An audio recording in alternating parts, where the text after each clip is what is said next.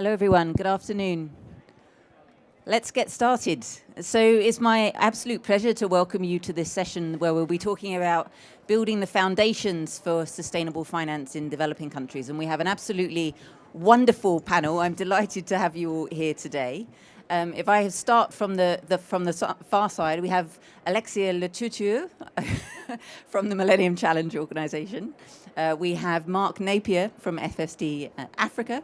We have Ayan Adam from the Africa Finance Corporation and Zoe Knight from HSBC. And my name is Nicola Ranger. I work for the Centre for Greening Finance and Investment in the UK.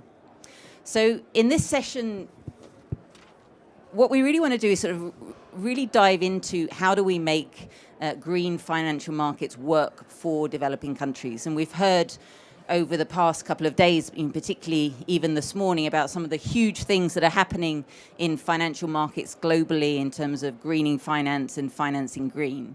So what we want to talk about here is that actually working for developing countries, and how do we make it work better for developing countries? So how do we build financial markets in developing countries that will allow that finance to flow to really support sustainable and inclusive growth in developing countries? And we really want to hear about what are some key successes that we've seen. You know, what can we learn from our wonderful panelists here about what really works, that we can really push forward for, particularly over the next year in the run-up to the next COP.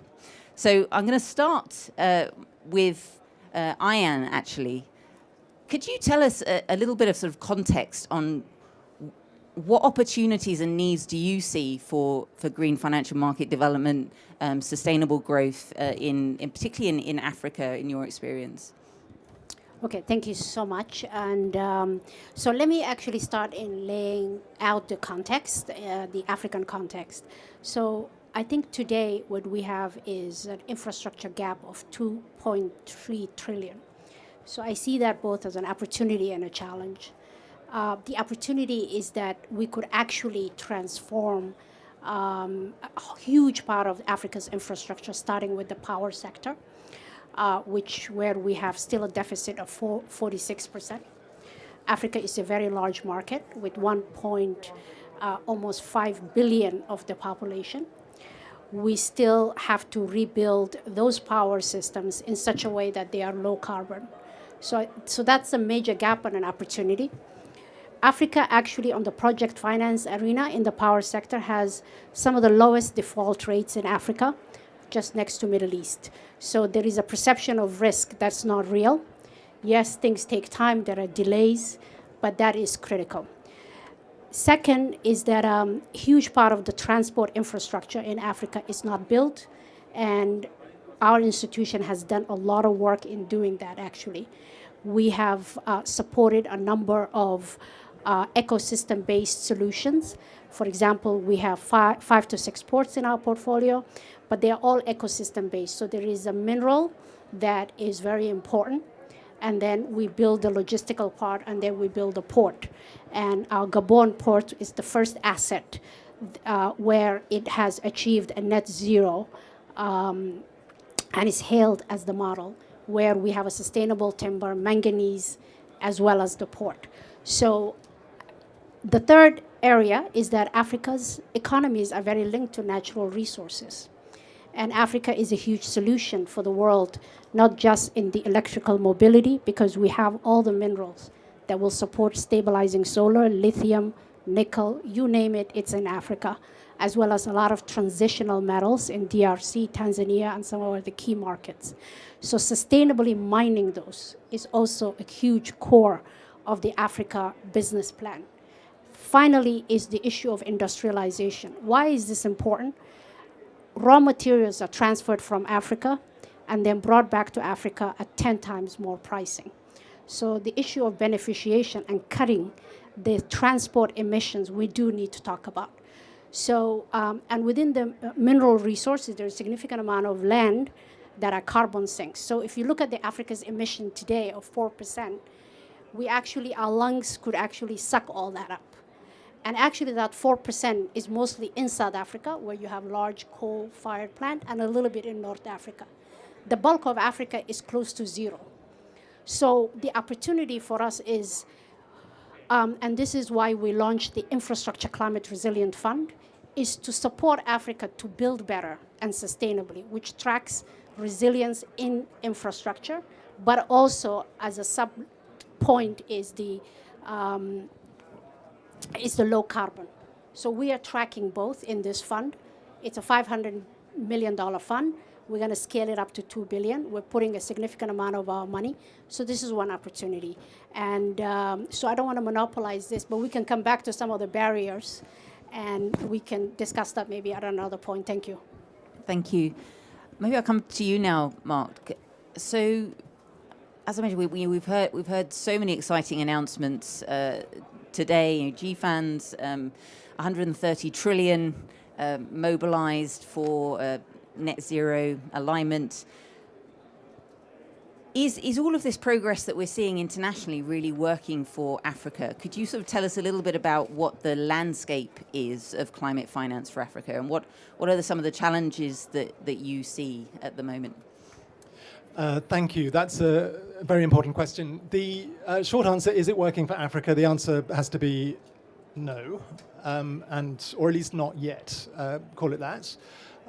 We are very supportive, of course, of all of these pledges that are being made. Of course we are, and we welcome them very warmly. But what we have to focus on is making sure that the money or the pledges turn into real money, and that when the real money starts to flow, it doesn't then get trapped in the various conduits that are being set up, the various funds and other structures that are being set up. It needs to get into the ground. There's no use all that money being stuck in these pipes.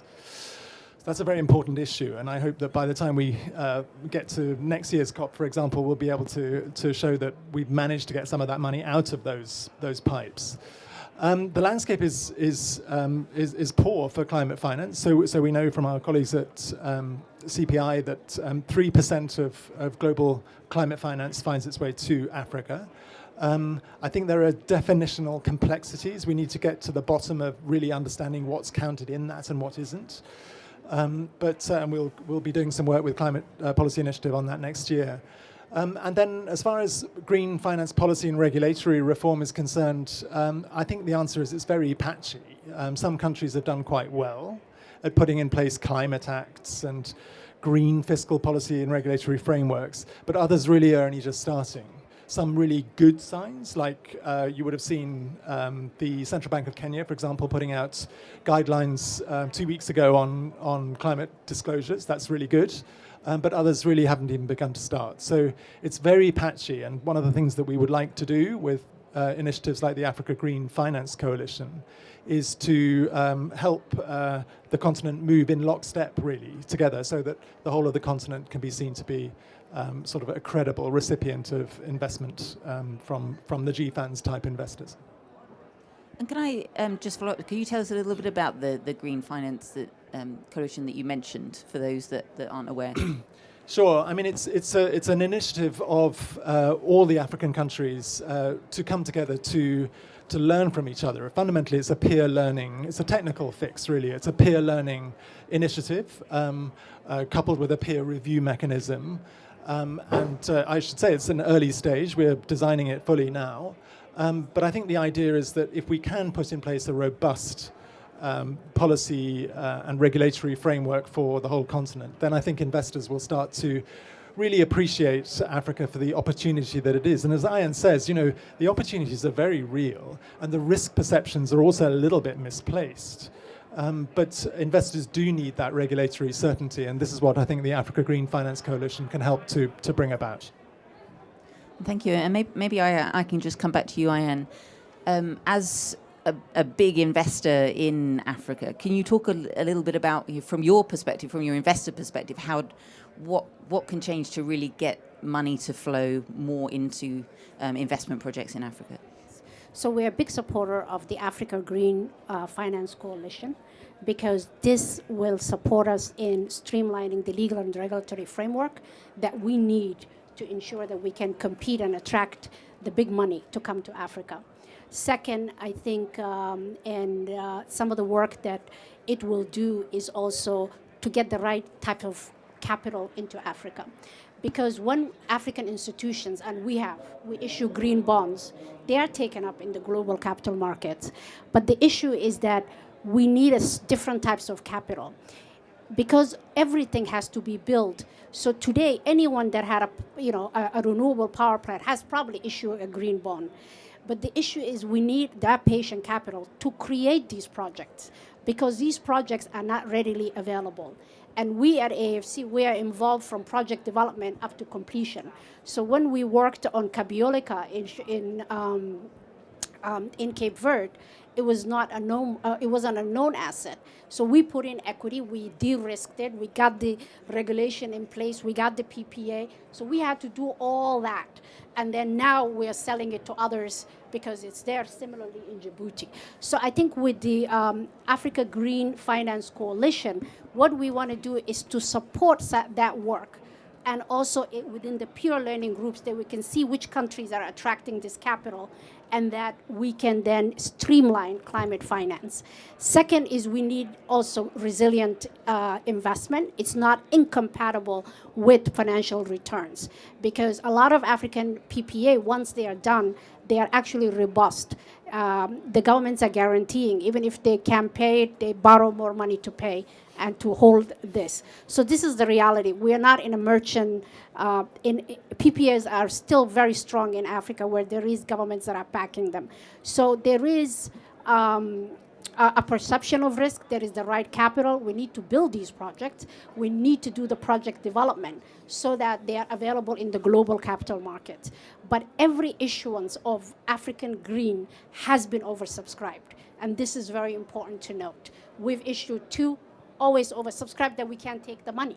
So the issue is that now we need that equity from basically business, to build these assets, de-risk them, and then there are people that can take on. And I see Andrew here, so he's big on renewables. CIO is another fund that we work together with. We work together in Djibouti. So the reality here is that there's a lot of equity needed. African institutions of investment grade like ourselves, we can tap the capital market. But we gotta create these deals. We have to de-risk the regulation. We have to create a pure learning mechanism, and this will facilitate significant amount of flow. Thank you. Thank you so much. I want to fly across from Africa to Asia now, and to you, Zoe. So HSBC is one of the largest banking and financial services companies in the world. So from your perspective, how can we get private finance to flow into the projects that we need? Thanks, Nicola. And now in our Zoom world, we literally can fly across. And in fact, I was in the China pavilion this morning, so from China to Africa for me. But this is a really tricky problem, right? Because we really need to mobilize capital fast. And that means removing the perceived risk, as we've already pointed out, but it also means creating transparency around what capital's actually being deployed for. And here I think there are a lot of lessons to take away from the growth of the label product market. And okay, so some of the markets, the capital markets might be less mature across the African continent, but what we can take away is we can attribute labelled lending rather than labelled capital origination. So we can do both at the same time, but we can really build from the likes of green product development and not reinvent the wheel, essentially take the activities that are set out and categorized as green by the likes of the EU or Asia, the Monetary Authority of Singapore, the People's Bank of China, and export that knowledge into the African continent as a whole. That really helps because it makes it more transparent for institutional investors to understand where the capital flows are going. And this is part of the problem, right? An opaqueness around risk, reward, and returns that are compatible with institutional investor mandates.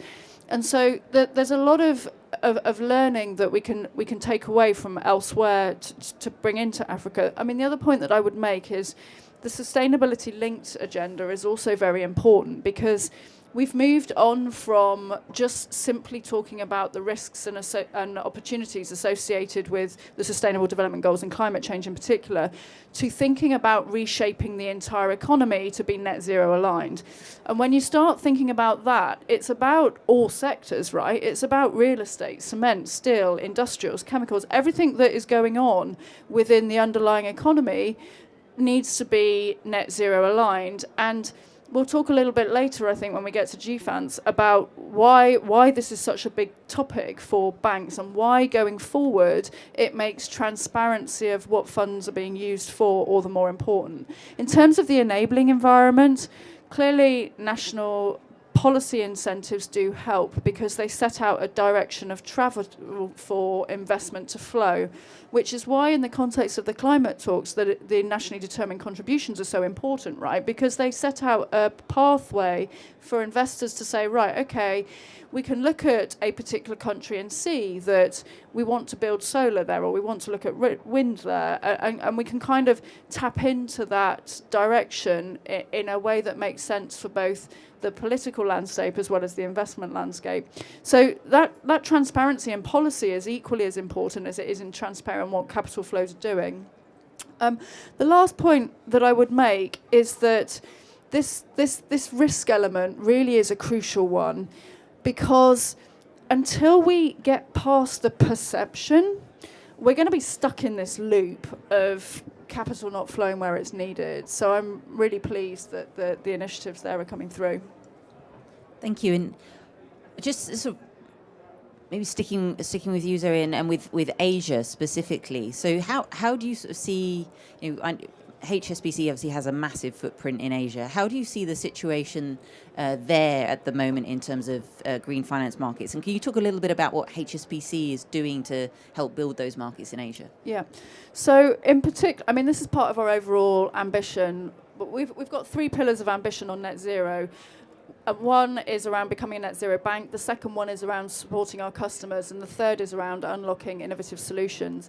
In the supporting our customers pillar, we've committed to facilitating 750 billion to $1 trillion over the next 8 years, and that is going to happen across all regions, right? But for Asia in particular, we're building quite a lot of coalitions with monetary authorities, other financial institutes, to really drive this transparency and activity point to categorize finance in particular. But we are supporting sovereigns in terms of green labeled issuance, and we're supporting corporates on the evolution of sustainability-linked ideas, so that, and this is another particularly important one, corporates and governments can demonstrate by finance that they are implementing what they say they will do in the country plan.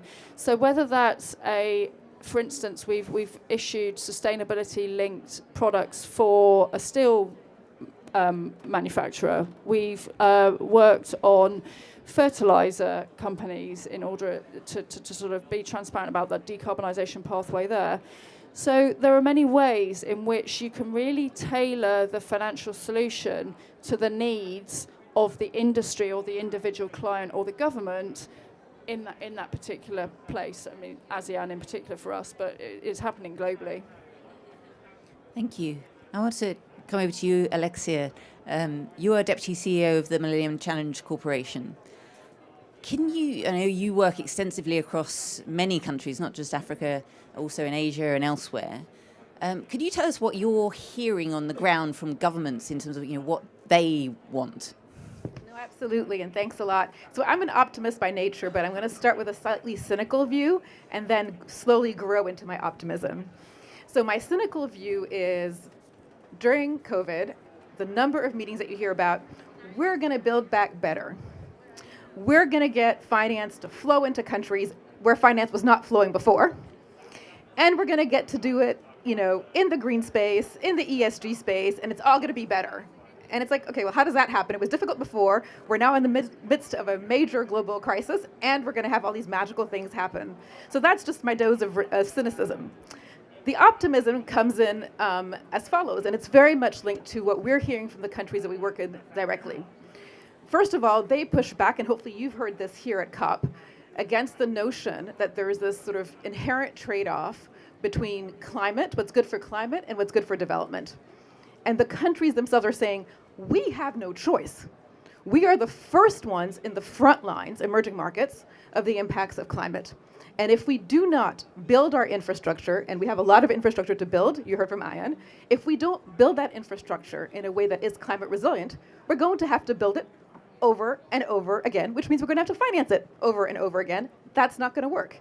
If we can't find a way to have our agricultural sectors adapt to the realities of seasons that are changing, seasons that happen later, all the weather events that we know, it's not going to work. So I think that clarity from countries is really important. And then, as Zoe said, I think that when it comes to financial solutions, it cannot be just about innovative financing structures. It really needs to go to laying the foundations for investment to flow. And in my view, key ingredients to that are progressive policy environments, are strong institutional actors, so the capacity of whether it's the utilities, whether it's different ministries, but at all levels of government too, local government as well, depending on the structure of countries, that's critical, and good governance in general.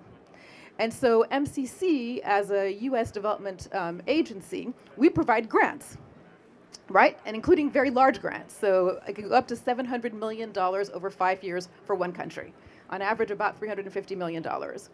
And so we try and deploy those grants in a way that creates the foundation. And by working with countries, whether it's countries that are working on energy efficiency, as Ghana was, whether it's countries that are trying to work on off-grid electrification, countries that are trying to figure out the right framework for renewables, we work hand in hand with them to help create the right policy environment, regulatory environment, and the enforcement mechanisms as well, as even workforce development, which we don't talk a lot about. So if you're building a road, and you want that road to be built in a climate resilient way, and you want it to be sustainable, you need to think about who's going to manage that road. What's your road maintenance fund look like?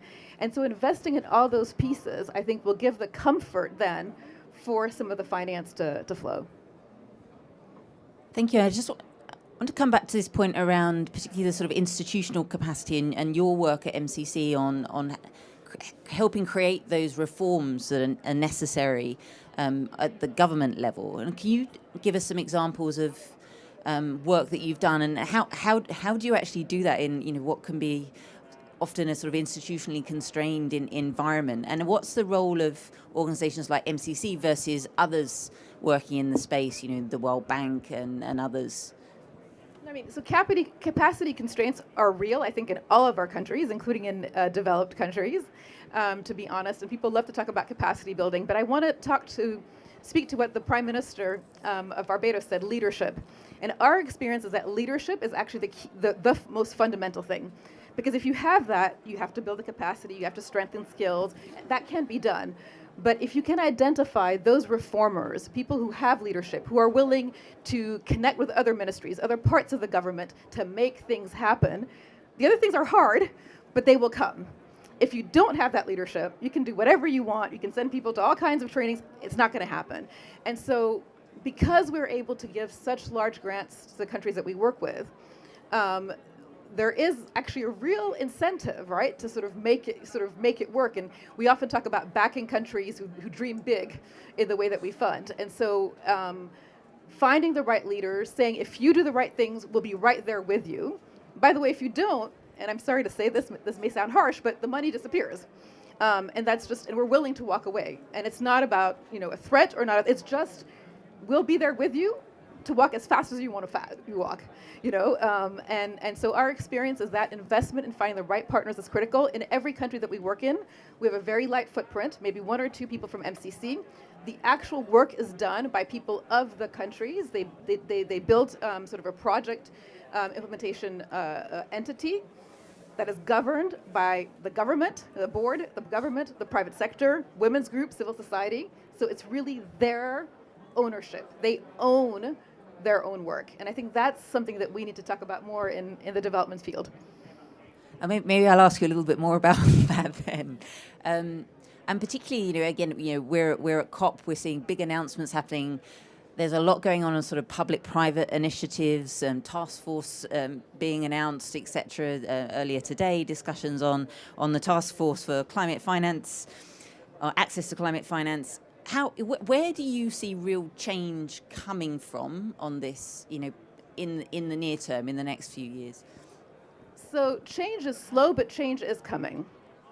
And if I look at some of the work that's happened, including, for example, at the OECD, where they're putting together the institute to link to back the theme of our panel, they bring together institutional investors and commercial banks and private equity managers all in the same room to say, actually, what are the right policies and what does that look like? What are the barriers in the markets and what can we do to overcome them? I think those spaces that are bringing the different actors together and being really precise about what's needed is really important. I think the work on the NDCs is really important, and I think we're seeing slowly more and more ambitious NDCs, and including in my own country. So I'm proud of that the U.S. Announced its NDC in April as well. So I think those commitments that are real about aligned vision and what it takes to make a difference. I think measurement standards, transparency around standards, is another area where I see a lot of progress. I think ESG, about 10 years ago, it was nice, but it was still niche. I think now it's becoming real. If you look at Citibank, for example, and some of the conversations they're having around their sustainable progress strategy, that's real. Thank you. And at one point, I'm going to come over to you now, Ayan. And Alexia, you mentioned the point on the importance of climate resilience as well. And I think that's absolutely critical, well, in every country, but particularly for emerging and developing economies. And if I can come to you, Ayan, so I know this is a topic that's close to your heart as well as it is to mine. Can you talk a little bit about what AFC is doing in this area on pushing for climate resilient investment? Okay. Well, thank you so much. And so I think for us, the climate resilient, we've been building built environment for some time. So the way we think about it is that it adds to the cost upfront. So because some of our projects are building under current climate scenario. So if you change the climate scenario to moderate or high risk, you have a very different set of stressors in terms of level of sea rise, in terms of changes in participation or lack thereof. And they have similar effect on roads and even on physical infrastructure. And then you have a little bit, you got to rethink how you build, because we are in one globe, and it is true, resilience affects everyone, but it's for Africa, it's even more, because we really are not big emitters based on current trajectory of emission. So that means we need to look at projects from design to construction a bit differently. Longer term, and we do need some blended structures to mine this and to do this in a very effective way. But longer term, and even in our climate models, we will be able to show that if you build right from the beginning, one, it stays longer because it's infrastructure. Second, you're not burdening the new generation, and the overall IRR is better from an adapt scenario vis-a-vis no adapt scenario. But because we're the first one that are doing this, we need to convince even our sponsors, the private sector sponsors. Many times we take majority stakes in our projects. So I think selling it to institutional investors today, we still need to work with these types of network that we just launched yesterday to figure out a way to streamline that. The reason why we do like the network that FSD is doing is that it builds on existing network of focal points at the country level. So you're not reinventing the wheel. And so we are very supportive of that, because that streamlines the knowledge. Whatever we share there will be available to all the countries. So this is also very important. So while our first fund is a marker fund, we are hoping in the future we will prove that a resilient infrastructure is actually better. And we are speaking to a lot of insurance companies. This is very important, because if you look at the task force on financial disclosures, soon a lot of these infrastructure that are riskier may not be insurable if the central banks wake up to the fact that there will be significant amount of risk. So I don't know if Mark wants to add, but so this is why it's important. It's going to affect capital markets, capital allocation, and we do need to think about that and to streamline that across the continent. Only 8 or 10 countries are not on the coastlines in Africa. Every country is on a coastline, even the smaller ones. Mark, would you like to add on that? No, it's a really important point. I mean, we're doing quite a lot of work around with Lagos. Actually, we signed an MOU with Lagos State just the other day to help them with their green bond. And flooding is a major issue, and it's Africa's largest subnational economy, and yet it's constantly hampered by floods. So we need a very comprehensive approach there. And I think one of the things that's really missing here, and I think this is part of the kind of baking into the resilience investment narrative, is much better data on where investment needs to get deployed first in order then to achieve the biggest impact on resilience. And we lack those kind of tools. We just don't have the ability to prioritize those kinds of decisions. And so I think there's a lot of work that organizations like ours can do to build that information sort of soft architecture and to help people manage all of that stuff as well. Thank you. So I want to spend our last 12 minutes talking about how the sort of look forward to COP27, which will be in Africa, as we all know, and what needs to happen. So I'm going to come to you first, Mark, to talk about your vision for that. What would a big push look like between now and COP27 to really make progress? Well, thank you. Well, I mean, I'm not going to sort of hog the radio waves with Africa Green Finance Coalition, but I would like to imagine that countries and funders will come enthusiastically behind that, and we can launch that in Egypt in a year's time. What I would really like to see is when African countries go to the debt markets, go to the Eurobond markets, they go with a green bond proposition. That's really what I would love to see. So we've had a steady stream of countries going to the bond markets this year. Debt sustainability is a big issue for Africa, we know, but at least if we can make the majority of those issuances green, then there's more transparency behind that. And so what I would really like to see is that the majority of the issuances that are made next year are in fact green bonds, not sovereigns. And the second thing I'd really like to see is, and it's back to the point about capacity, is that we get away from just thinking that climate finance is just something that one person can do in a finance ministry somewhere. It's a huge topic. When you get into all these issues around green fiscal policy reform, it is, as Zoe was saying, it cuts across the whole of the economy. So we have to be very strategic as finance ministries and put in place genuine, deep capacity to be able to cause those kind of reforms to take place. Yes, it certainly requires leadership from the president, but it cannot be just the domain of one single champion. There has to be a proper team involved.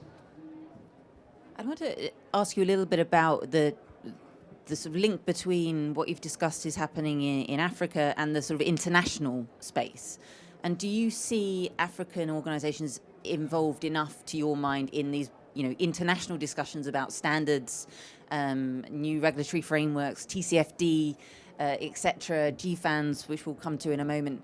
How do you see enough happening there? And how do you think?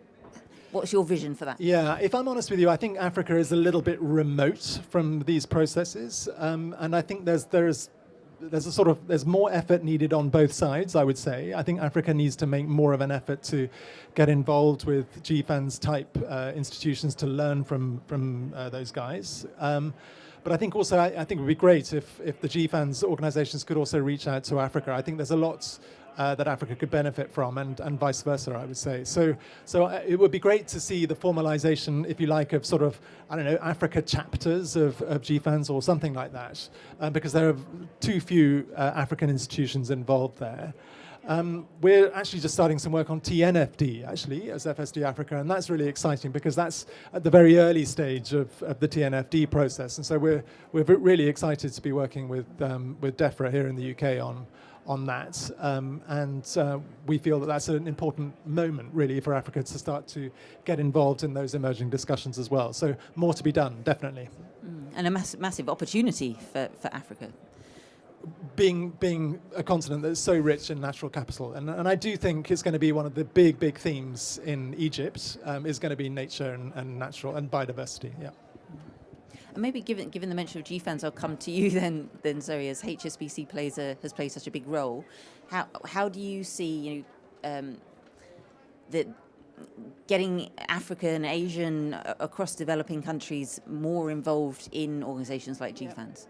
Yeah, I mean, at the end of the day, it's critical that everybody's involved. So we absolutely have to do everything that we can to bring people in, as well as doing more outreach.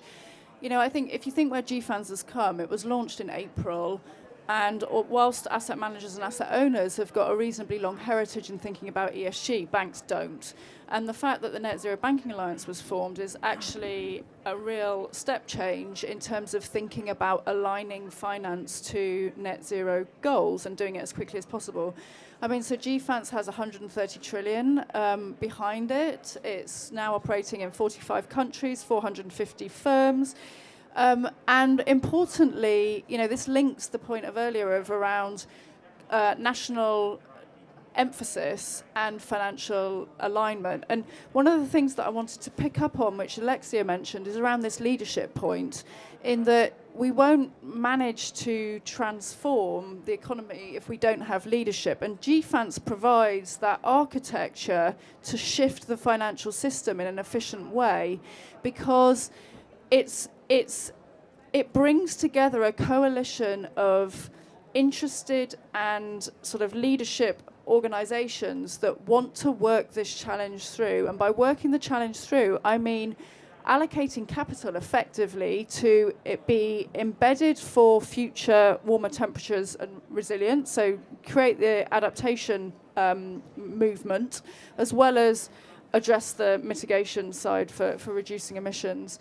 I mean, the other thing on this is the role of central banks, in the sense that central banks have really shifted the dial in stress testing and scenario thinking, and they set out a roadmap to do that. And so bringing Africa into that conversation, I think, is going to be really helpful. And I suspect that Gfans will want to promote regional chapters, and Egypt, of course, and others will be part of that conversation. So I think it's a really exciting year to be part of this finance discussion. Thank you. And maybe, Alexia, I can come to you now. So in the year running up to COP27, what would you like to see, and particularly in terms of the collaborations that we could see between the international financial community, developing and emerging economies, policy makers, financial institutions? What's your vision for the year to COP27? All right. So a couple of quick thoughts. Let me maybe start with finance, where Zoe left off. And I think that truly understanding what drives risk-adjusted returns and being very clear about that in relation to climate, I think, is an area that I hope we focus on more between now and the next COP. Same thing in the economics field. So MCC is a very sort of data-driven, evidence-based agency, and we actually realize that our economic tools have not kept up with the reality of understanding our world. And so thinking, when we do our cost-benefit analysis and we, sort of book all the costs, but how do we think about the benefits, right? And how do we think about the benefits over the long term? What discounting rates do we use? That sounds very techie and jargony, but actually if you don't get that right, you're not going to be making the right investment decisions, right? So I think having the economics field truly integrate what we've learned about our changing world and the risks and opportunities in it is another one. I think accountability is another piece that is really important to me, accountability and transparency.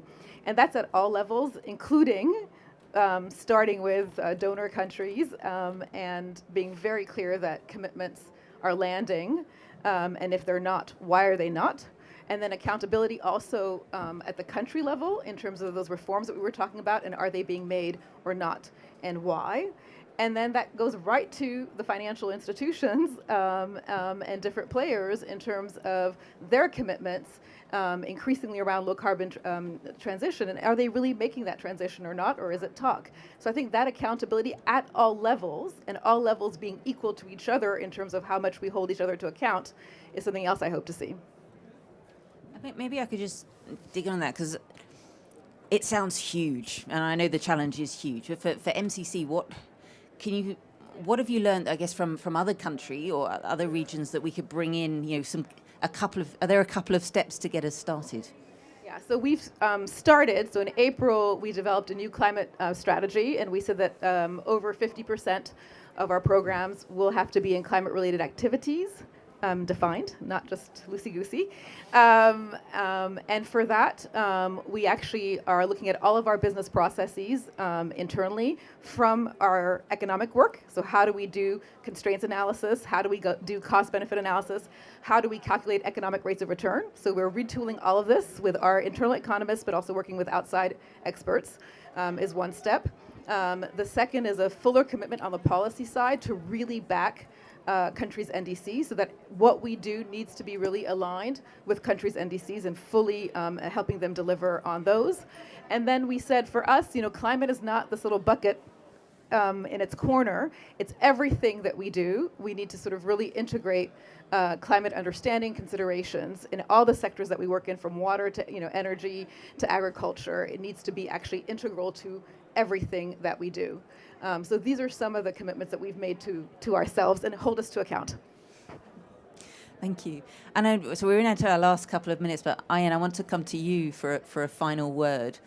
What do you hope Africa will get out of COP26 in the area of green finance, and what's the vision for you towards COP27? Yeah, so let me start with, I hope to close my fund by then.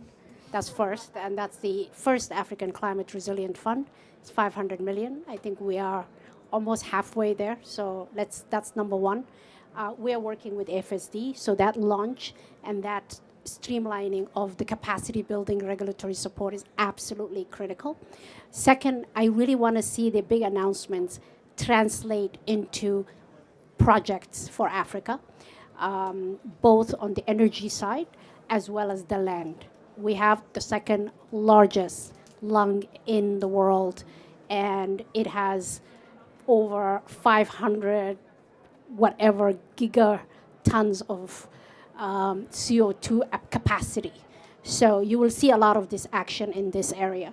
Finally, and even also importantly, I think you do have now strong institutions that are in Africa.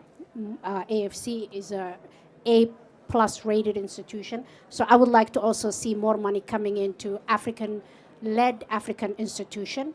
Finally, I think we need to relook at the taxonomy, because for Africa, it's not about just transition. We have to talk about the just transition, resilient building, and also integrate a nomenclature that supports development and better building of Africa, because Africa is more futuristic. We have all the infrastructure to be built, but are we doing it resiliently and in a low carbon way?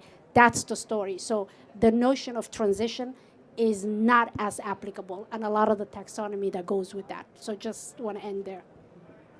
Well, thank you so much. So I think it just falls to me to wrap up.